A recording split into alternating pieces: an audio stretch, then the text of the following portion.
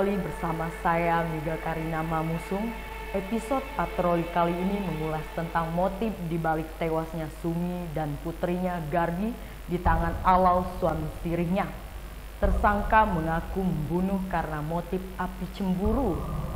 Dan tragedi ini pun semakin memilukan seiring merebaknya cerita-cerita mistis dari rumah tempat keduanya tewas di kawasan Banjar Serasan, Pontianak, Kalimantan Barat. Selengkapnya simak liputan kami.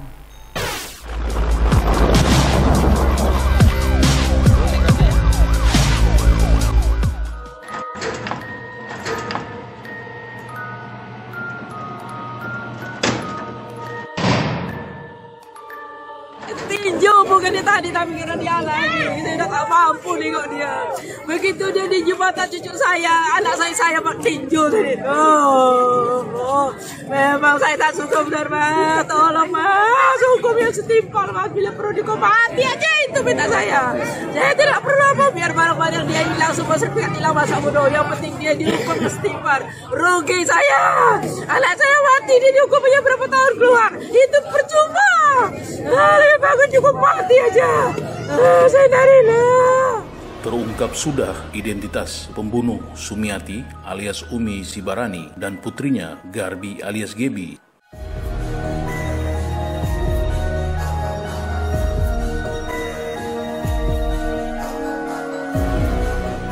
Sang pelaku tidak lain adalah Salim alias Alim alias Alau, 49 tahun.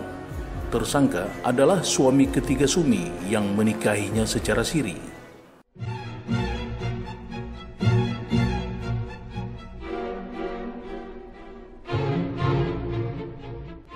Kronologis pembunuhan brutal ini terungkap lewat 22 adegan prarekonstruksi yang digelar oleh Indonesia Automatic Fingerprint Identification System atau INAFIS.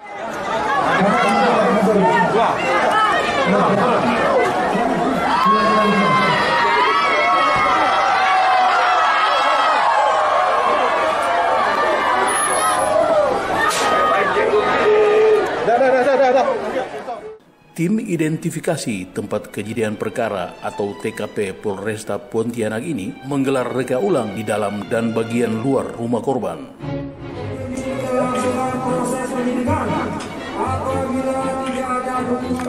Reka ulang ini disaksikan pula oleh massa yang sebagian besar adalah warga sekitar rumah korban hari Kamis tanggal 3 Oktober 2020. TKP tersebut berada di RT 3 RW 4 Kelurahan Banjar Serasan, Kecamatan Pontianak Timur, Kota Pontianak, Provinsi Kalimantan Barat.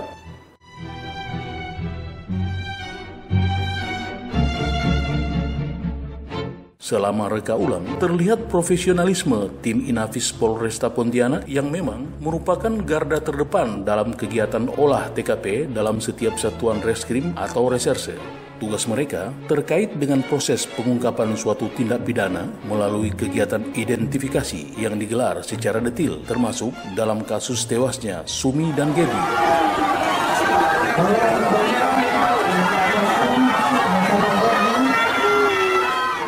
Dalam reka ulang awal diperagakan sebanyak 22 adegan yang diawali tibanya tersangka menaiki sepeda motor di rumah korban, mengetuk pintu, memukulkan besi ke Sumi disusul anaknya.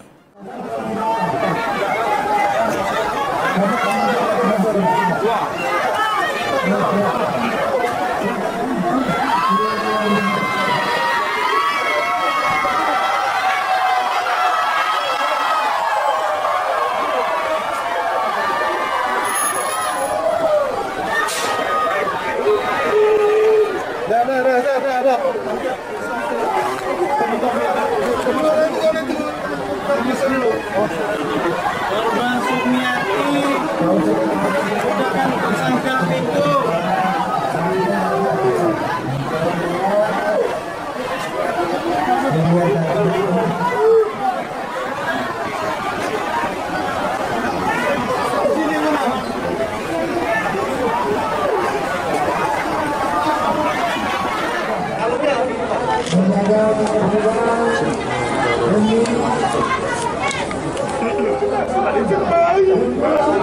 Berdiri duduk sambil duduk.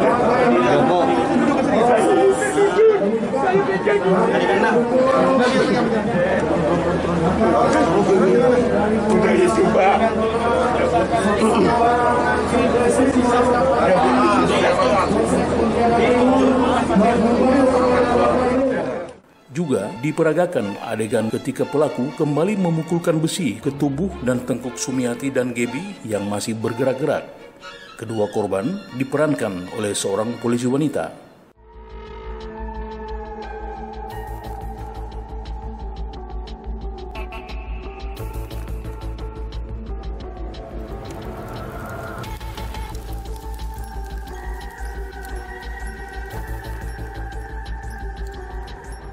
Tersangka Alau yang mengenakan masker melakoni adegan-adegan reka ulang tersebut sambil berbicara dengan suara menahan tangis. Dia jawab, saya besok akan diangkat daripada desa gadis. Jadi saya ditolak.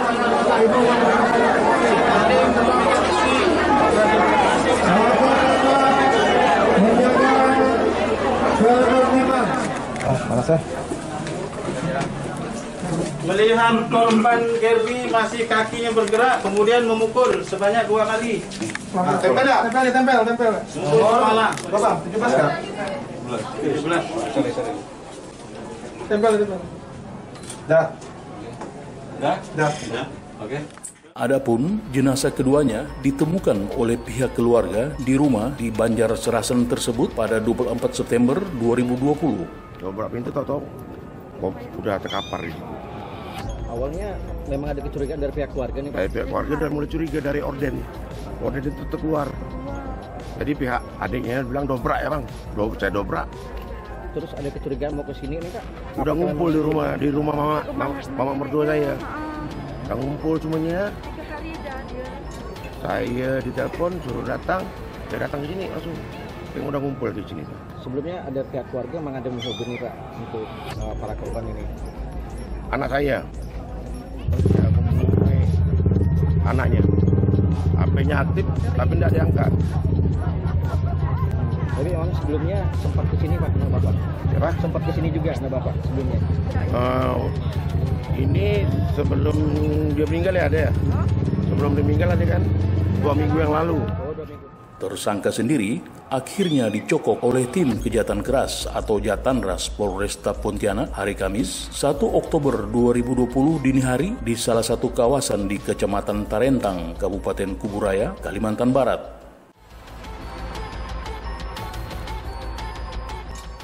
Usai Alau dibekuk tanpa melakukan perlawanan, esoknya tersangka langsung diinterogasi oleh pihak Polresta Pontianak disusul dengan digelarnya prarekonstruksi. Saya sekarang berada tepatnya di unit Jatanras yang dimana pelaku pembunuhan ini sedang ditemui oleh Kapolresta Pontianak.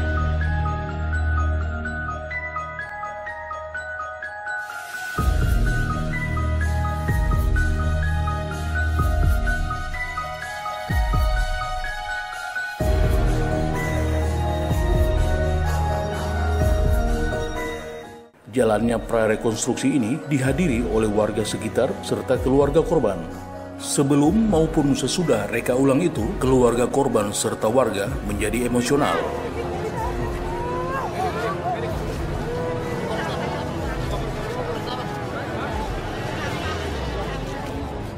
Seorang saudara dari korban Sumiati berusaha merangsek barikade petugas. Namun, petugas dengan sigap mengamankan tersangka.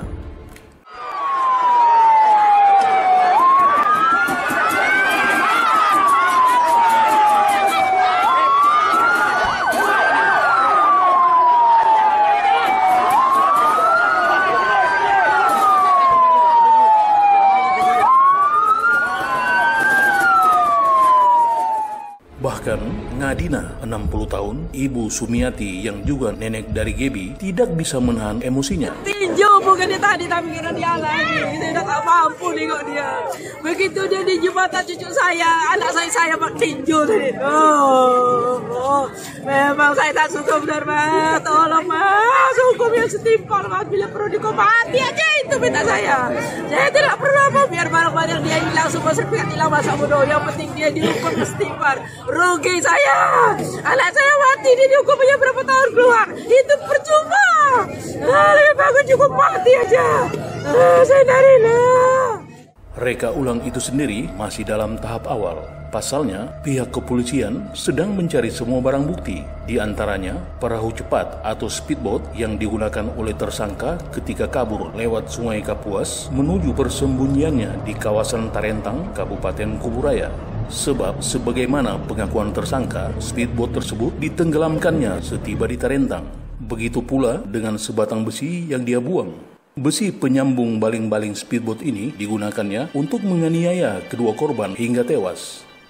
Berdasarkan hasil visum et repertum dari Rumah Sakit Dr. Sudarso Pontianak, kedua korban telah meninggal lebih dari 18 jam. Hal ini jika dihitung mundur dari waktu penemuan. Darah pada rambut korban sudah beku, saling mengikat menjadi satu anyaman yang susah dipisahkan sehingga bukan baru meninggal. Pada permukaan tubuh mereka, darah sudah mengering dan beraroma khas. Intinya, dari hasil otopsi diketahui efek dari penganiayaan tersebut lebih banyak dijumpai pada Sumi.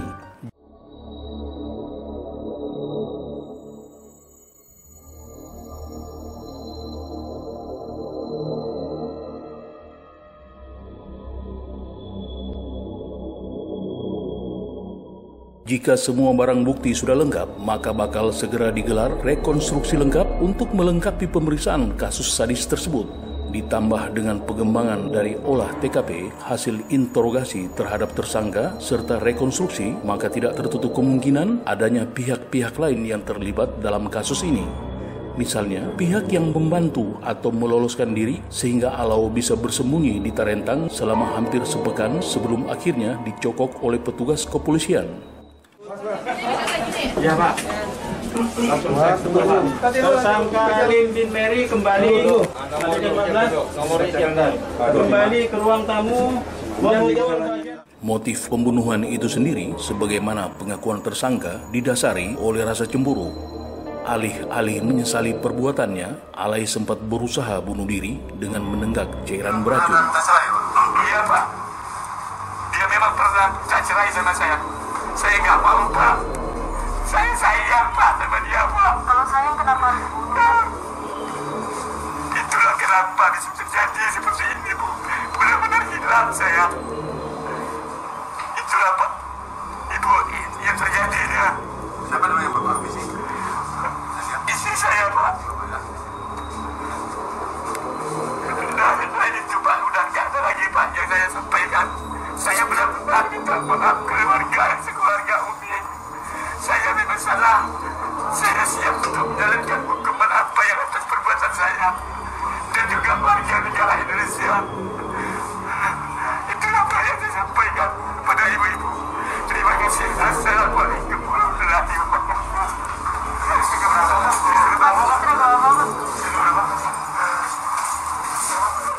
Tidak ada warga yang mendengar apa-apa saat terjadinya peristiwa. Hanya saja, berdasarkan investigasi tim Pemret TV, tersangka terlihat mundar-mandir di sekitar TKP sebelum terjadinya peristiwa. Hanya saja, tidak ada warga yang mengenal tersangka. Sebagaimana diakui oleh Haji Jin Rusdi, ketua RT setempat, tersangka datang ke rumah Sumi setiap sekali seminggu atau sekali setiap 3 bulan. Kedatangannya pun misterius, lepas maghrib dan pulang jelang subuh. Ya warga saya. Yang Ibu Sumi, korban dan anaknya adalah warga yang sudah lama menetap di Kelurahan Banjarselasan. Cuma suaminya masih baru, mungkin sekitar setahun lebih baru menikah. Jadi berdua sama anaknya. Suaminya mungkin yang saya tahu itu seminggu sekali datang, lepas maghrib subuh pulang. Nanti dudinya mungkin 2 minggu atau sebulan atau 3 bulan datang sebentar, lepas maghrib atau sebelum asar pulang lepas subuh. Pas ke Pas malam kemarin tuh kejadiannya pun ya saya kan lagi tidur di rumah, tapi tidak ada dengar suara keributan gitu yang terjadi sampai sekarang nih gitu. Jadi pas sampai tadi malam ketahuan ada pembunuhan tuh, ya saya kan kaget gak kan, karena nggak ada dengar cekcok-cekcokan atau pernah bertengkar gitu.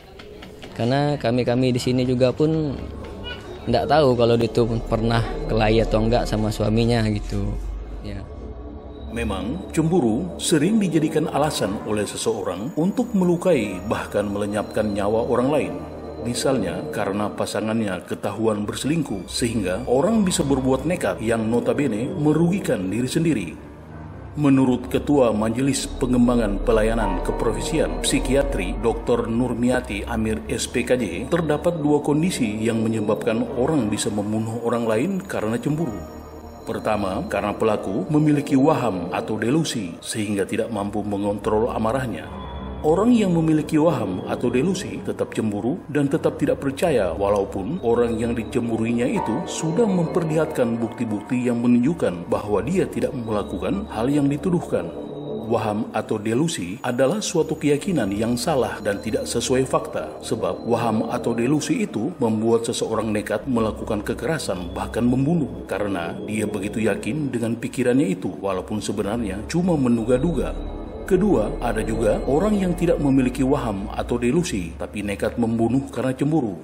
Hal ini karena dia begitu marah dan tidak bisa mengatasi kemarahan itu sehingga menghilangkan nyawa orang karena rasa cemburu yang teramat besar. Saya Dr. Nurmiati Amir, spesialis kedokteran jiwa konsultan. Saat ini saya bekerja di Rumah Sakit Cipto Mangunkusumo dan menjadi dosen di FKUI. Gangguan bipolar cukup sering kita temukan karena dia ada dalam masyarakat sekitar 0,6% sampai 1%. Jadi jumlahnya cukup banyak di dalam masyarakat. Tapi bisa juga komplikasinya itu gangguan jiwa sendiri. Misalnya komplikasinya orang menjadi ketergantungan narkoba. Kenapa? Misalnya pada kondisi depresi, orang itu mengatasi depresinya dengan meminum alkohol. Tidak jarang seperti itu, sehingga lama-lama dia menjadi ketergantungan alkohol. Sehingga kita menyebutnya dia mengalami dua penyakit. Tidak hanya gangguan bipolar, tetapi juga gangguan penyalahgunaan narkoba atau ketergantungan narkoba. Mengutip dari Psikologi Today.com, dari kasus pembunuhan yang melibatkan pasangan, sebanyak 40% adalah korban wanita dan 6% adalah pria. Pria memutuskan untuk membunuh pasangan biasanya dipicu oleh keputusan sang wanita untuk mengakhiri hubungan. Sedangkan keputusan wanita membunuh pasangan prianya biasanya dipicu oleh kekerasan yang dilakukan oleh pria dalam rumah tangga atau KDRT.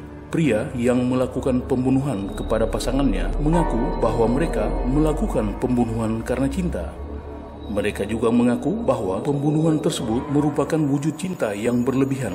Sedangkan bagi para wanita yang melakukan pembunuhan cenderung tidak menyatakan sebab karena cinta. Mereka cenderung beralasan melakukan pembunuhan akibat cinta yang penuh prahara.